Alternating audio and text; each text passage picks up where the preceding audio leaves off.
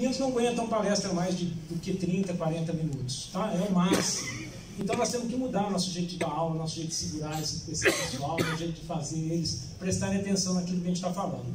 E aqui então, o que acontece? Nós estamos num curso que está comemorando 25 anos de comportamento animal. E por que a gente estuda comportamento animal? Por que será que a gente trabalha com comportamento animal?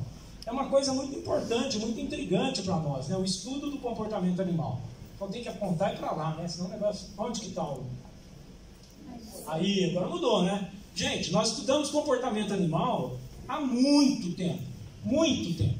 Desde a nossa origem pré-histórica, nós estamos interessados em estudar comportamento animal. Isso aqui são as pinturas na França, olha, a Capela Sistina francesa, né, dos pré-históricos, com 31 mil anos atrás. Você tinha lá búfalos retratados, o homem caçando, retratado nessas cavernas.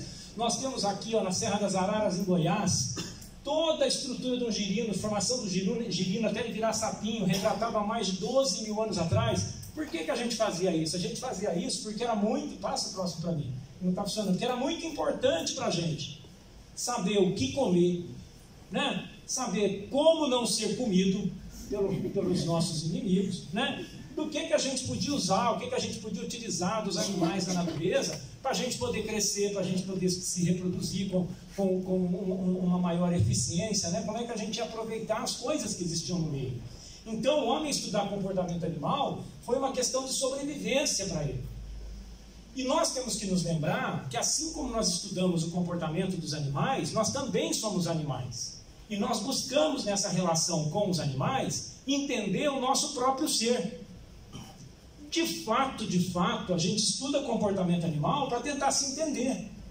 A gente olha a psicologia dos bichos para entender a nossa própria psicologia. A gente busca na natureza motivos de justificar as nossas próprias ações como seres humanos. É o que a gente está fazendo o tempo inteiro, há milhares de anos. Então, nós nada mais somos do que um organismo. Esse organismo é o quê? Formado por um genótipo, né?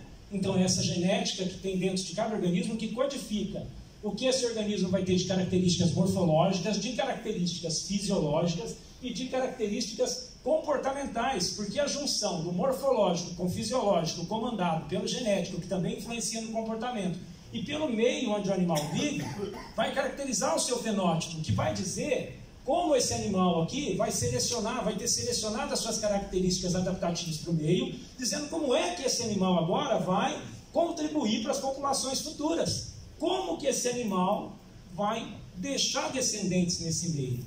Então nós vamos estudando o comportamento animal, tentando entender isso, tá?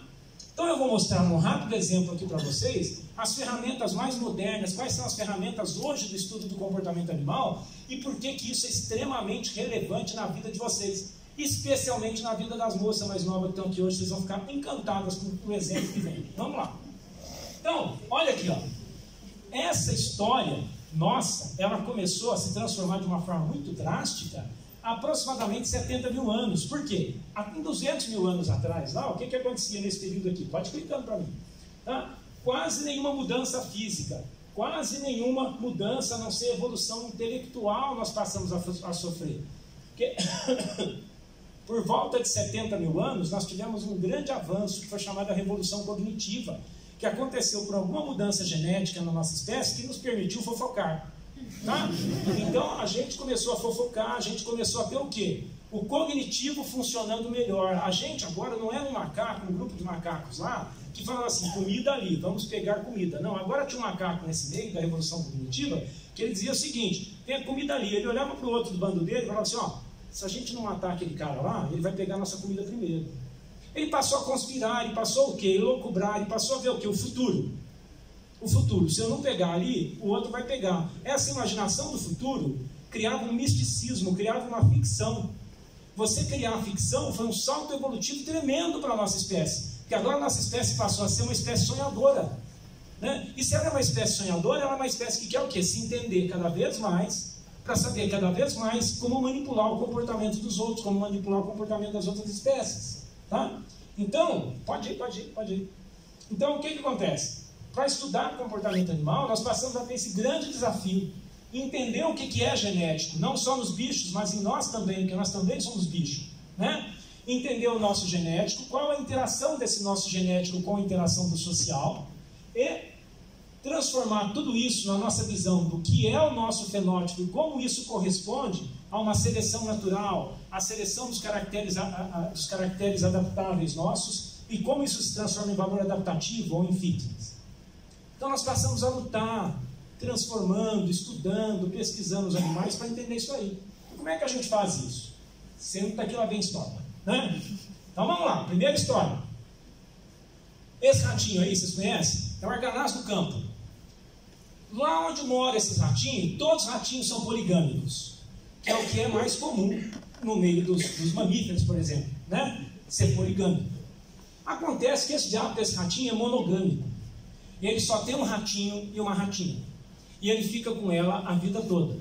E nós, como somos um bicho curioso, a gente começou a se perguntar, né? Por que nós vamos estudar os porquês de um ratinho ser monogâmico ou ser poligâmico?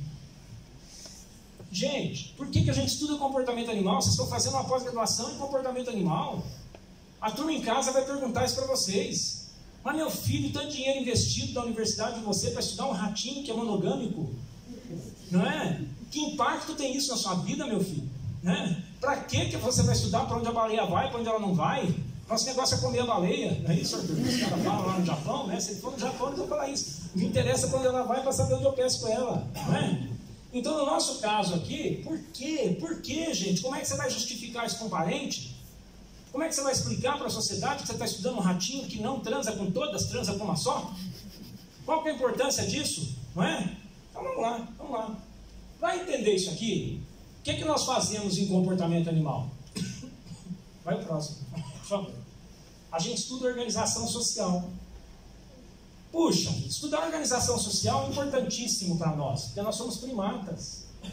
A organização social em primatas é muito importante, porque ela é responsável pela formação de casais. Um outro nome para monogamia é pair bonding behavior, é a formação comportamental de pares. E a gente estuda seriamente, e a gente tenta descobrir se a gente ser social é que provocou a revolução cognitiva, ou a revolução cognitiva que nos transformou em sociais tão elaborados. O que vem primeiro? O que desencadeia primeiro o cérebro social? Não é? Que é um pouco antes ainda da revolução cognitiva. É viver em sociedade que nos tornou cada vez mais sociais, ou foi algo que deu um start a isso? Nós temos que estudar de onde vem esse nosso comportamento. Então, o que acontece? Quando a gente vai estudar, pode ir o próximo. Quando a gente vai estudar um ratinho, ou qualquer coisa em comportamento, a primeira coisa que a gente tenta explicar é como funciona.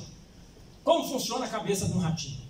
Para saber como é que funciona a cabeça de um ratinho, eu vou lá, pego um ratinho, corto a cabeça dele, né, e vou olhar dentro. Primeira coisa que a turma vai fazer, vamos ver se tem alguma coisa diferente na anatomia desse ratinho com a anatomia dos outros ratinhos.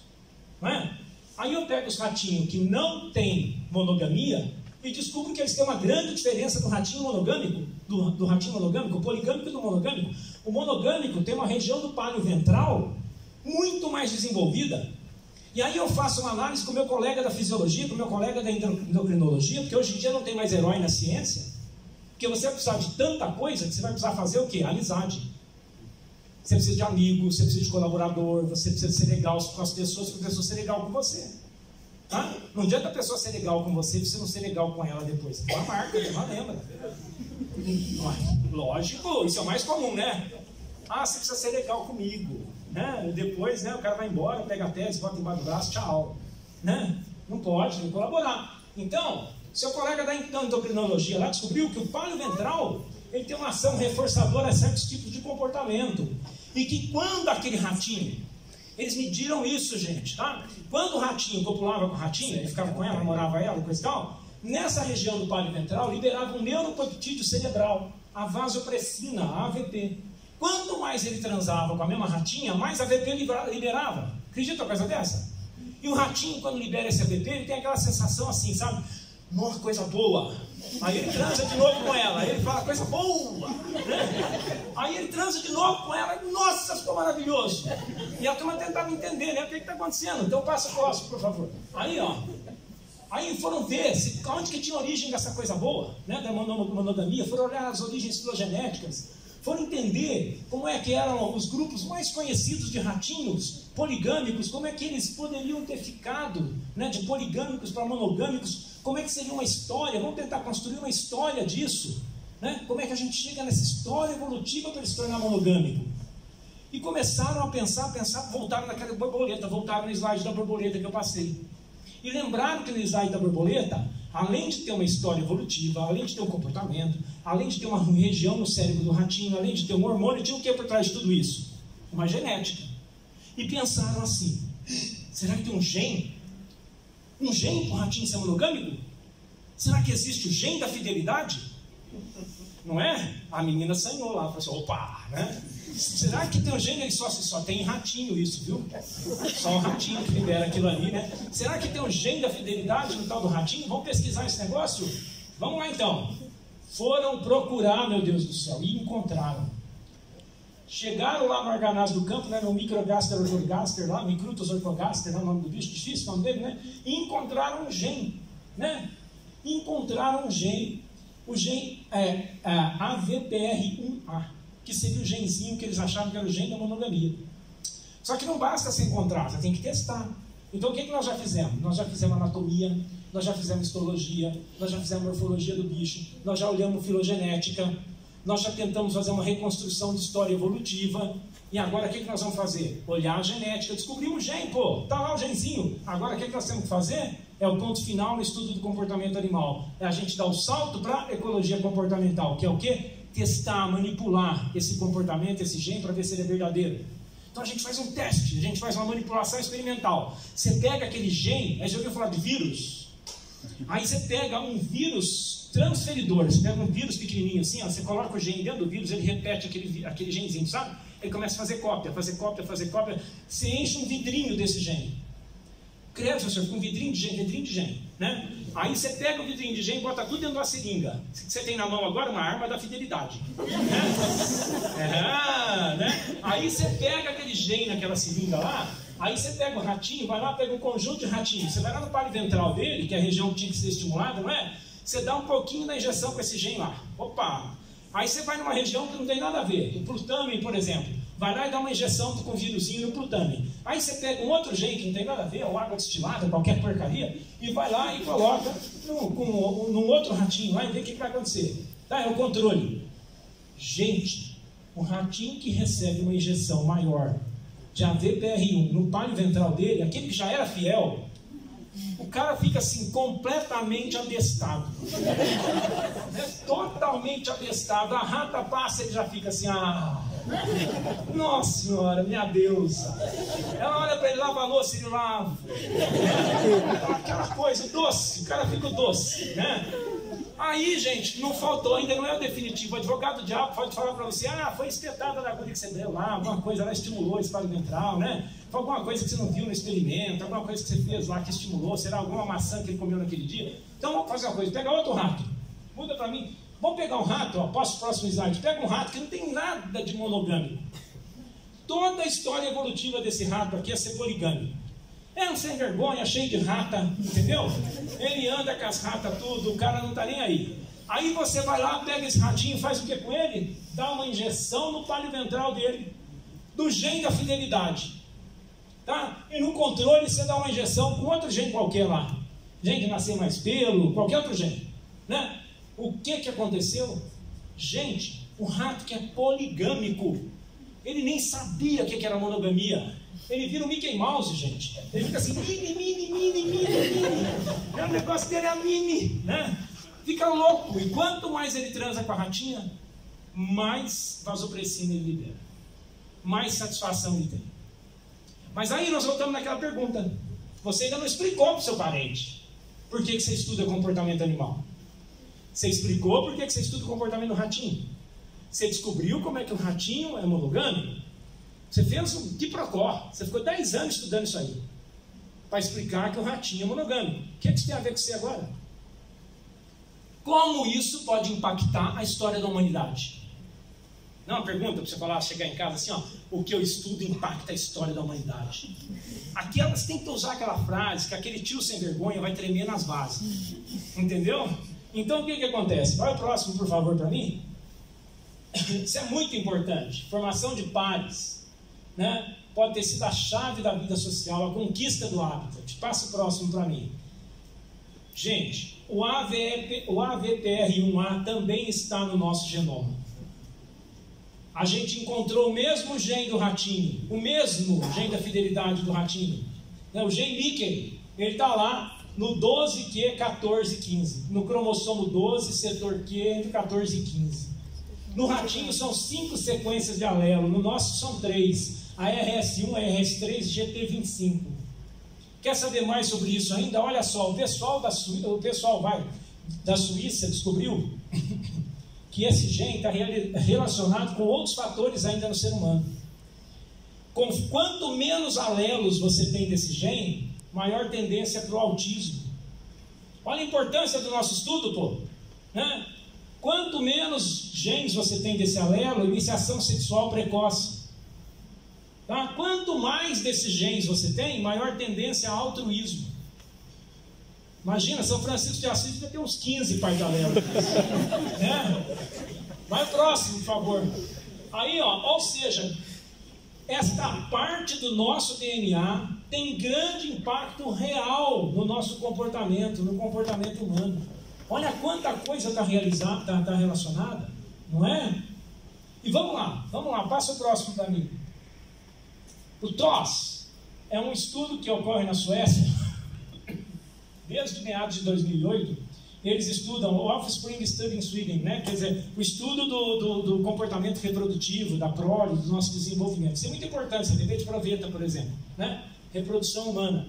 Eles resolveram investigar a fundo o papel desse gene. Pegaram 552 pares de homens gêmeos, que nasceram entre 1944 e 1971. E pegaram um modelo de observação de comportamento animal, transformaram isso numa espécie de questionário, e foram, além de estudar a genética desses homens, fazer entrevista às cegas com as esposas desses homens. E perguntar para as esposas algumas coisas relacionadas à interação afiliativa, à interação e afiliativo, à proximidade, à reciprocidade. Perguntas como essas aqui, por exemplo. Quantas vezes você beija seu parceiro? Não é? Quantas vezes o parceiro tem interesse de beijar, você tem interesse em beijar o parceiro? Então prestar atenção, né? Você gosta quando o outro está por perto? Até que ponto? Porque nós temos espaço individual. Ó, tem uma cadeirinha para cada um. Né? Olha como ele tem pouco espaço individual com a mãe dele. Está vendo? Está agarrado. Interação afiliativa grande. Né? Ele não quer saber de espaço individual. A intimidade é muito grande, forte. Não é? Então, olha lá. Quantas vezes vocês fazem algo junto que não seja lavar a casa, lavar prato, cuidar de filho? Não é? Quantas vezes? Então, vamos lá. Próximo slide, por favor. Isso mostra que quanto maior no ranking, maior o nível de fidelidade daquele homem, maior a satisfação dele com a esposa, maior a coesão afetiva, maior a expressão dessa afinidade dentro do casal, dentro do par. Tudo isso através da entrevista com as esposas e análises hormonais desses homens, né? Por exemplo, lógico, tiver que convencer os caras, né? A hora que você está lá, tudo bem, para um pouquinho, gosta no vidrinho e traz para nós, né? Não está nada, né? De repente, até uma coisa nova, isso no vidrinho, né? Mas topou. Aí, fizeram análise também do DNA desses homens, os resultados mostraram que quem tinha 1, 2 ou 3 desses alelos tinha muita diferença. Quem tinha 1 ou 2 era baixo no ranking. Esses que tinham 1 ou 2 que eram baixos no ranking, eles tinham até um problema aqui de interação social. Alguns tinham até um nível maior ou menor de autismo.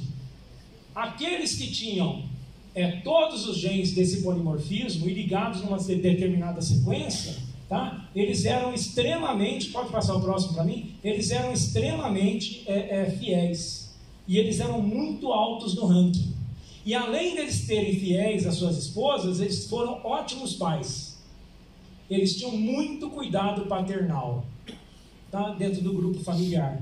Então, eles liberavam grande quantidade de vasopressina nas relações com as suas esposas, por isso que eles cuspiam no vidrinho, agora vocês entenderam, né? Maior satisfação, maior fidelidade, um feedback positivo. Então, gente, vai o próximo, por favor. Quando alguns desses homens morreram, quando eles foram morrendo durante o experimento, né, ou alguns, se eles tiveram acesso e coisa e tal, teve autorização das famílias e ainda teve uma segunda comprovação. A gente já sabe que a região da amígdala aqui no cérebro é uma região muito desenvolvida quando existe grande monogamia e quando o homem é fiel. Tá? Então, o que acontece? Essa região é uma região associada à monogamia. Esses homens altos no ranking que faleceram tiveram seu cérebro analisado e foi visto que eles também tinham uma amígdala acima do normal. Então tem várias características que indicam. Então há um componente genético e há um componente social nessa interação. Lógico que criação também tem tudo a ver. Tá? Mas fantástico isso, não é?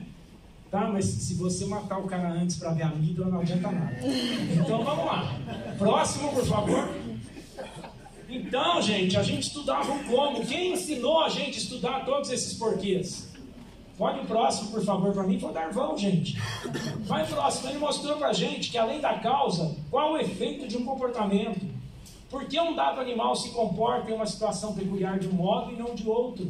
Né? Qual o impacto do comportamento sobre o valor adaptativo de um animal? Tudo isso a gente passou a estudar a partir do desenvolvimento evolutivo do nosso tipo de estudo. Foi quando a gente passou a estudar o comportamento animal só do aspecto do como e passamos a estudar o comportamento animal no aspecto dos porquês. E a gente passou a ver os reflexos disso em populações e espécies. Então o próximo slide mostra para a gente que a gente também pode fazer isso aqui no Brasil, estudando animais que a gente pouco imagina que sejam interessantes e importantes para nós. Como, por exemplo, pseudoescorpiões. A gente trabalha com pseudoescorpiões há mais de 15 anos. Vai próximo, por favor. A gente conseguiu demonstrar que nesse bichinho que a gente estuda, que ele é social, vive embaixo de uma casca de árvore, tem uma colônia com um monte de organismozinho vivendo junto, tem filhotinho junto com mãe, junto com macho. O macho tem um papel nessa sociedade social, imagina. O macho não é só um transportador de espermatozoide aí, o macho pode defender colônia, o macho pode alimentar filhote, o macho faz um monte de coisa. E a gente observou até uma coisa louca nesse grupo, que a mãe, quando tem fome no grupo, a mãe está lá dentro do seu ninhozinho de seda com os filhotinhos, tudo, e está tendo fome. Fome, os filhos vão morrer. Sabe o que a mãe faz? Ela bate as quelas no chão, rompe a teia, sai para fora, chama a filharada, ergue as quelinhas assim, ó. Os filhotinhos circulam ela e ela se entrega de comida para os filhos. Numa coisa que chama matrifagia. É um comportamento assim, o mais alto nível de entrega maternal, né? A mãe se entrega de comida para os filhos. Quando ela faz isso, os filhos não se comem, não tem canibalismo. Ela evita o canibalismo e eles passam a atuar como uma gangue. Formam uma nova colônia e saem juntos pelo mundo afora. Ou seja, um olha para o outro e fala, gente, nós devoramos a mãe, agora nós vamos devorar qualquer um junto. E eles saem, não é? Se tornam sociais, é o grupo deles. E vão lá, e vão embora. Tá? Muito legal isso. Olha só, o próximo slide mostra para a gente as características que convergem com a nossa sociedade. A gente mostrou primeiro, olha só, vai passando para mim, um ninho comunal. Depois, tolerância coespecífica, um tolera o outro dentro do ninho. Depois, caça cooperativa, eles passam a caçar juntos. Depois, divisão de trabalho nesse grupo. Depois, cuidado parental cooperativo. E depois, sobreposição de gerações. Um bichinho que solitário vive 1 ano, 1 ano e meio, esse caso aqui pode viver 6, 7 anos. Tá? E depois, a matrifagia, quando ela ocorre, próximo, não tem canibalismo. Não tendo canibalismo, o que ela reforça? A tolerância coespecífica. Nós conseguimos provar que a matrifagia era uma mola propulsora da coesão social nesse grupo. E que ela desencadeava todo um processo que leva até a um elaborado cuidado parental na espécie. Muito bacana isso, né? E agora a gente está estudando uma outra coisa, que foi o que foi capa da... Essa foto foi capa da Behavior Ecology and Social Biology, né? E chamou a atenção do povo lá da New Science, que é tipo a Scientific American, que vende nas bancas da Europa inteira lá. Os caras chamaram a gente uma entrevista lá, que a gente começou a mostrar que os machos que estão dentro dessas colônias, eles têm diferentes tipos de comportamento, tá? Eles têm personalidade, é o que a gente está chamando de personalidade. Nós usamos essa palavra, alguns pesquisadores lá fora acham que ela é muito forte, né? Mas a gente está mostrando que nós temos macho com tendência de ser covarde, macho com tendência de ser corajoso, macho com tendência de ser bom pai, macho com tendência de ser mau pai, e agora nós estamos atrás dos parceiros para fazer as análises genéticas para a gente. Já pensou se a gente descobre um gene do seu escorpião que diz que ele vai ser bom pai ou mau pai? E se acha esse gene na espécie humana? Gente, a mulher pega e pede um teste de DNA do cara. Se tiver o AVPR1 e o gene para ser bom pai, ele prega isso na camiseta e sai assim, ó. Né? Ele sai assim, eu sou AVPR1, ó. Né? Sai assim, na maior propaganda. Né? Hoje é raro. Né? As meninas que sabem. Né? Então vamos lá. Próximo, por favor. Então o estudo do comportamento não é apenas uma fonte de conhecimento. Não é, gente. O estudo do comportamento, a gente tem que enxergar naquilo que a gente faz, um meio de fazer com que as pessoas se apaixonem cada vez mais pela natureza. Porque daí elas vão respeitar o nosso trabalho, entender o nosso trabalho e valorizar cada vez mais o que a gente faz. Tá? Porque é muito importante para a sociedade o que a gente faz, que é o que eu vou mostrar na próxima palestra. Pode passar o próximo? Essa foi a primeira, obrigado.